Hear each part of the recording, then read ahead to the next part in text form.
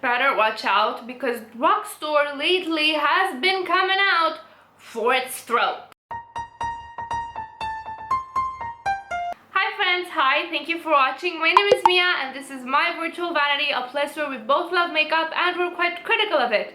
Today I want to talk to you guys about my favorite drugstore products, the drugstore products that I keep choosing over high-end, or the drugstore products that honestly make me not want to buy high-end in their respective categories at all. Please leave down in the comments if you've got any favorite drugstore products, drugstore product recommendation, what are the products that you keep choosing over high-end. I would love to hear about it. I am going to start with brow products, and there is two of them that literally make me never want to buy high-end or anything more expensive than that, because the other high-end stuff that I've tried was fine, but I keep coming back to these. First one would be the Catrice brow pencil, and it's this one, this little thicker one with like the spoolie at the end, filled with cat hair because of course, and a regular pencil sharpenable tip. I really like this because it's a perfect match for my dark brown brows. It's not too red, not too ashy, it's the perfect chestnut brown color. This is in Brown Eye Crown. It's gotten smudged. I've used it for like a year or so at this point. There is a ton of product and I really like the formula because it is soft but not too soft. It's not so hard that I have to press, but it's not too soft that it deposits a bunch of product. It's easily blendable with the spoolie or with your finger if you're that type of person. I cannot recommend this eye pencil enough. Then of course a cult classic, the Essence Make Me Brow. This is the perfect easy breezy brow gel that adds a bit of color, adds just a tiny bit of volume without fluffing them up too much. This adds a hint of definition, you know, model on the go type of thing, glossier boy brow, but you know, 10 times cheaper. For eyeshadow primer, I will never try anything more expensive because I already have the Milani eyeshadow primer. I've also tried the NYX HD one, but I keep coming back to this. This has a moussey type of texture, and you've got like a lot of product. My last tube lasted me 2 years. It helps with longevity, it helps with color intensity. I have dry eyes, so dry eyelids, and I find that this really helps everything stay put and blend nice. Liner, listen, the Essence Liquid Ink, this or the one in the blue packaging are my OGs. I've repurchased this over and over and over the years. I tried higher end stuff, I tried other drugstore stuff. I keep coming back to this again and again. It has a very fine tip that allows for a precise application of product, so a very thin line, which I need because I don't have hooded eyes, but I don't have the most lid space, so if I go too crazy with the eyeliner, it'll literally eat up my whole eye. So I really like this for thin, precise eyeliner. It's also really black. It's not very shiny, but it's not completely matte either, and it sticks even during hot summer days. And in Romania we've just had I feel like I'm in another circle of hell, truly. I'm fucking done. Concealer, yet again a Catrice. If you guys have been with me for a longer time, you will know that I keep repurchasing the Catrice Liquid Camouflage over and over and over again. This is hydrating without being too unmanageable. It's got great coverage. If I let it sit for a bit, it's got even better coverage. Great longevity, doesn't crease on me. There's two drawbacks to this though. It has a shade range. It also has a scent to it. I don't feel the scent, but I have been told that some people sensitive to fragrance dislike it. Your mileage may vary. But if you are the color of a paper towel or slightly darker, you will like it. Revlon Candid powder has made me not want to try any other loose powder.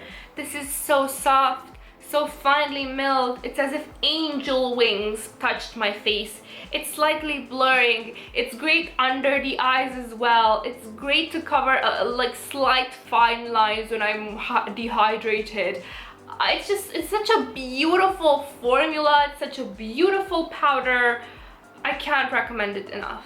For mascara, and this is like Italian drugstore, the Kiko Extra Sculpt mascara. I repurchased this like 4 times until now. Like when I started my beauty budget this year, I literally bought backups of this. This gives length, volume, curl, definition, darkness to the eyes. I really like this because I've got cow lashes.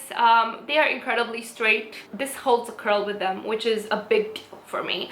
Very comfortable, doesn't flake on me, doesn't smudge, it lasts all day. This is like, it's my baby. And the packaging looks fancy, it looks sci-fi, it looks it makes me feel like I am a spy hundreds of years into the future, in like a science fiction type of scenario. I love it. Another powder, and this is more on the arguably maybe not drugstore, but I will count it as drugstore. This is the Sephora Collection Beauty Amplifier Smoothing and Brightening Powder. This is again a very finely milled powder, very soft, feels like silk on my face. It feels like a treat. I love it under the under eyes. I love it on the face and the forehead. As long as this is available, why should I pay more when this is perfect? You can't justify that. You simply cannot. I'm a big fan of NYX lip products, and specifically their soft matte lip creams and their butter glosses. I keep reaching for these and it's making me not want to buy any high-end liquid lipstick or like matte drying type of thing, because while these do have a tiny bit of transfer, and I mean the soft mattes, they are so comfortable on the lips and they're soft and they're matte without being drying. It doesn't make my lips look like a dehydrated butthole. They're beautiful and they come in such a large variety of shades. Granted, the darker shades like Transylvania, for example, do tend to go on a bit patchy, so I suggest using a lip pencil underneath, but formula-wise, these can't be beat for me. The butter glosses, specifically this one in Praline, which is my favorite, are very hydrating. They leave my lips looking plush. They've got a bit of pigment in them, just enough so that it shows up, but without being overpowering. They're not gloopy, they're not sticky, they don't gather in the corners of my lips, which I absolutely hate because it makes me look like I foamed at the mouth. And I like to have the energy of someone that foams at the mouth in my anti-hauls, but not in real life, you know what I mean? Last but not least, my favorite lip glosses of life. I like these even more than the butter glosses, but NYX is available in more countries. The Kiko Milano Hydra 3D Hydra lip glosses. These come in so many varieties, so many shades, so many finishes. Very hydrating, mirror-like shiny, quite pigmented. You only need a layer or two most for darker colors. And they are so comfortable to wear. I just love them. I want to have them all. I really like the packaging. It's really cute. It makes it easy for me to find them when I toss them in my bag. Yeah, I really enjoy these. Really enjoy these. For setting spray, I keep rebuying the NYX Dewy Finish Setting Spray. I use this as a base sometimes. I use this in between makeup layers when I want things to settle in before going in with more product. I use this as a finishing spray and I absolutely adore it. It makes me look plump, hydrated like a gently glazed donut, if you will, without making me look greasy. Really enjoy this. I have a dry skin type, so your mileage may vary depending on, you know, how your skin acts, but for me, we are in love and we're gonna get married. I cannot stress enough how good Catrice primers are. I've got 2 variants. I've got the Fresh It Up Hydrating Primer, which is like a moisturizer basically, but it makes your makeup last longer. I particularly love this in the winter. And then I also have the Tensational Primer, and I've had this for like a year and a half, so the packaging has gone to shit, which is one of the downsides with drugstores. Sometimes the packaging is not the most durable, but you know, different priorities for different people. This really smooths out the face, blurs pores slightly, evens out skin tone slightly if you don't have like very prominent redness. It also helps makeup stay in place. I really like these. Anyway, this has been it. These have been my picks for drugstore makeup that I like better than high-end. Please share yours in the comments down below. Thank you so much for watching, and please don't forget to have a wonderful morning, evening, second breakfast, third lunch, or whatever it is where you're from. Bye!